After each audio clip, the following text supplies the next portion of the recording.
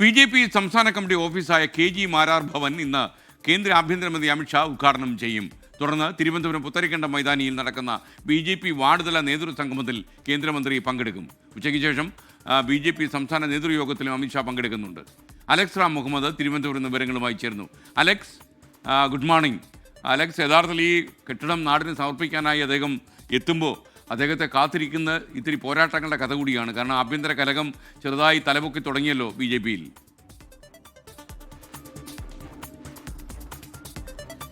S K തീർച്ചയായും അതിലേക്ക് വരാം. അതിനു മുമ്പ് എസ് കെ നേരത്തെ സൂചിപ്പിച്ചതുപോലെ ഇതാ എൻ്റെ പിന്നിൽ കാണുന്നതാണ് ബി.ജെ.പിയുടെ സംസ്ഥാന ആസ്ഥാന മന്ദിരമായ കെ.ജി. മാരാർ ഭവൻ.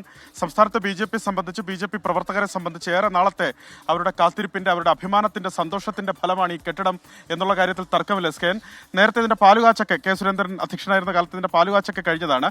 ഇപ്പോൾ ദാ ഔദ്യോഗികമായി ഈ കെട്ടിടം ഉദ്ഘാടനം ചെയ്യപ്പെടുന്നു എന്നുള്ളതാണ് ഇതിൽ ഏറ്റവും പ്രധാനപ്പെട്ട കാര്യം. കേന്ദ്ര ആഭ്യന്തരമന്ത്രി അമിത്ഷാ ഇന്നലെ രാത്രി ഏതാണ്ട് 12:30 മണിയോടുകൂടി അദ്ദേഹം തിരുവനന്തപുരത്ത് എത്തിയിട്ടുണ്ട്. അദ്ദേഹം ഒരു 11 മണിയോടുകൂടി, രാവിലെ 11 മണിയോടുകൂടി അദ്ദേഹം ഇവിടേക്ക് എത്തും. ആദ്യം അമിത്ഷാ ഇവിടേക്ക് എത്തി പതാക ഉയർത്തും, ബി.ജെ.പിയുടെ പതാക ഉയർത്തും. തൊട്ടടുത്ത് തന്നെ അദ്ദേഹം ഒരു വൃക്ഷത്തൈ നടും. കണിക്കൊന്ന എന്നാണ് നമ്മൾ മനസ്സിലാക്കുന്നത്. വൃക്ഷത്തൈ അവിടെ അദ്ദേഹം നടും. അതിനുശേഷം ഈ കാണുന്ന ശിലാഫലകം അത് അനാച്ഛാദനം ചെയ്യും. അതിനുശേഷം അകത്തേക്ക് പ്രവേശിക്കും. അകത്ത് നാട മുറിച്ച് കെട്ടിടത്തിനുള്ളിലേക്ക് പ്രവേശിച്ച് അതിനുശേഷം വിളക്ക് കൊളുത്തി അത് ഉദ്ഘാടനം ചെയ്യും. അതാണ് ഈ പ്രധാനപ്പെട്ട പരിപാടികളായി കണക്കാക്കിയിരിക്കുന്നത്. ബി.ജെ.പിയുടെ സംസ്ഥാന ജനറൽ സെക്രട്ടറിയായി നിയമിതനായ അനൂപ് ആന്റണി നമുക്കൊപ്പം ഉണ്ട്. എസ് കെ അമിത്ഷാ വരുന്നു, പുതിയ ഓഫീസ് മന്ദിരം യാഥാർത്ഥ്യമാകുന്നു, എന്ത് തോന്നുന്നു? ഇത് വളരെയധികം ഒരു ചരിത്ര മുഹൂർത്തമാണ്. ഞങ്ങളെ സംബന്ധിച്ച് വളരെ സന്തോഷമുള്ളൊരു മുഹൂർത്തമാണ്. കാരണം ഭാരതീയ ജനതാ പാർട്ടിയുടെ സംസ്ഥാന ആസ്ഥാനമാണ് ഇന്നിവിടെ അമിത്ഷാജി ഉദ്ഘാടനം ചെയ്യാൻ പോകുന്നത്. അത് കുറേ നാളുകൾക്കുള്ള കാത്തിരിപ്പിന് ശേഷം അതിന് വിരാമം ആയിരിക്കുകയാണ്. അതുകൊണ്ട് തന്നെയും എല്ലാവർക്കും പ്രവർത്തകരെ സംബന്ധിച്ച് അഭിമാനവും സന്തോഷമുള്ള ഒരു മുഹൂർത്തം. റെഡിയാണ്, സെറ്റാണ്, എല്ലാം സെറ്റാണ്. Thank you. അത്തരത്തിൽ ബാക്കി വിശേഷങ്ങൾ കൂടി പറയാം. അതായത് ഈ കെട്ടിടം ഉദ്ഘാടനം അദ്ദേഹം ഇവിടെ ഇതിൻ്റെ നാട മുറിച്ച് അകത്ത് കയറും. തൊട്ടകത്ത് നിലവിളക്കുണ്ട്. ആ നിലവിളക്ക് കൊളുത്തി അമിത്ഷാ ഔദ്യോഗികമായ ഉദ്ഘാടനം നിർവഹിക്കും. ഇതിനകം കാണാം എസ് കെ എൻ ഏതാണ്ടൊരു 7 നില കെട്ടിടം, വലിയ ബഹുനില കെട്ടിടമാണ്. 60,000 സ്ക്വയർ ഫീറ്റിലെ വലിയ കെട്ടിടമാണ് ബി.ജെ.പിയുടെ സംസ്ഥാന ആസ്ഥാന മന്ദിരമായി ഉയരുന്നത്. റിസപ്ഷൻ കാണാം മുന്നിൽ തന്നെ.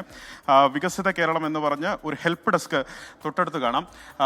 ബി.ജെ.പിയുടെ സ്ഥാപക നേതാക്കളുടെ അർത്ഥകായ പ്രതിമകൾ ഇവിടെയുണ്ട്. ദീനദയാൽ ഉപാധ്യായ, അതുപോലെ ശ്യാമപ്രസാദ് മുഖർജി എന്നിവരുടെ അർത്ഥകായ പ്രതിമകളുണ്ട്. ഇതിനുള്ളിൽ നിന്ന് അകത്തേക്ക് കടന്നു കഴിഞ്ഞാൽ പ്രധാനപ്പെട്ട പൂമുറ്റമുണ്ട്.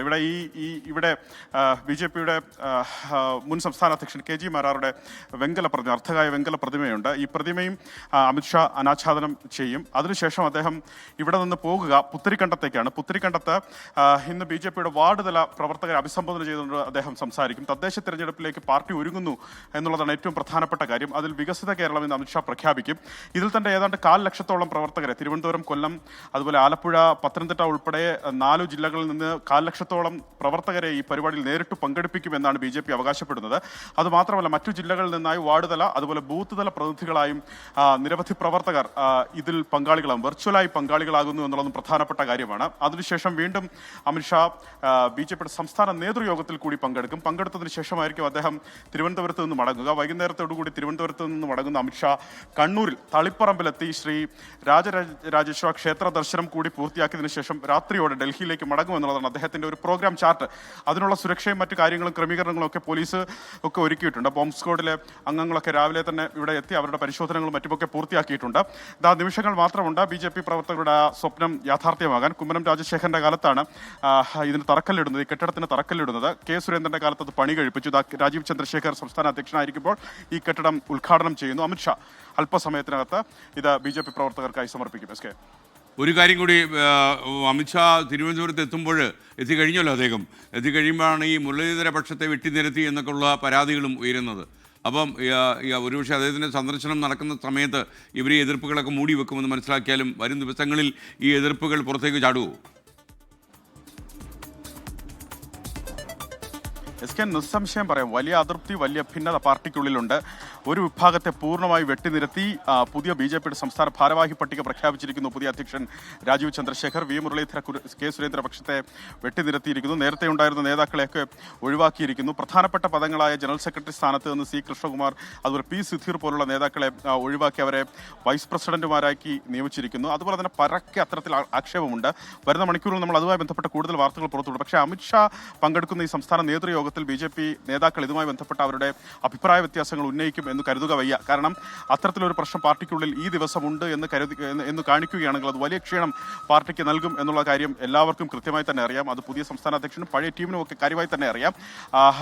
പഴയ ടീമിൽ, അതായത് കെ സുരേന്ദ്രന്റെ കാലത്ത് ഏതാണ്ട് 50% 60% പേരെ ഉൾപ്പെടുത്തിയെന്ന് MT രമേശ് അടക്കം നമ്മളോട് പറയുന്നുണ്ട്. പ്രവർത്തന മികവാണ് പുതിയ സംസ്ഥാന ഭാരവാഹി പട്ടികയുടെ മെറിറ്റ് എന്ന് അവർ വ്യക്തമാക്കുന്നുണ്ട്. Advocate S. Suresh general secretary അടക്കം നമ്മളോട് വ്യക്തമാക്കിയ കാര്യം അതാണ്. പക്ഷേ പുകയുന്ന കാര്യം അങ്ങേയറ്റം അതൃപ്തിയാണ്, ഭിന്നതയാണ്. SKN നേരത്തെ സൂചിപ്പിച്ചതുപോലെ വലിയ രീതിയിൽ ഒരു വിഭാഗത്തിന്റെ മാത്രം, ഒരു ഗ്രൂപ്പിന്റെ മാത്രം ആളായി രാജീവ് ചന്ദ്രശേഖർ മാറിയെന്ന വിമർശനം നിലനിൽക്കുന്നുണ്ട്. ആ ഗ്രൂപ്പിന്റെ പ്രധാനപ്പെട്ട ആളുകളെ, പ്രമുഖരെ ഈ ഭാരവാഹി പട്ടികയിൽ പരിഗണിച്ചു എന്ന വിമർശനം, ആരോപണം നിലനിൽക്കുന്നു. ഒപ്പം രാജീവ് ചന്ദ്രശേഖറിന്റെ വിശ്വസ്തരെ ഭാരവാഹി പട്ടികയിൽ ഉൾപ്പെടുത്തിയെന്ന ആരോപണം നിലനിൽക്കുന്നുണ്ട്. പരസ്യമായി പ്രതികരിക്കാൻ ഒരുപക്ഷെ നേതാക്കൾ തയ്യാറായില്ല എങ്കിൽ പോലും അവരുടെ അണികൾ അത് രൂക്ഷമായി അത് ഉയർത്തുന്നുണ്ട്. ചില പ്രതികരണങ്ങൾ കൂടി ഒരുപക്ഷെ അടുത്ത മണിക്കൂറുകളിൽ നമുക്ക് നൽകാനാകും. Okay, thank you Alex Ram Muhammad.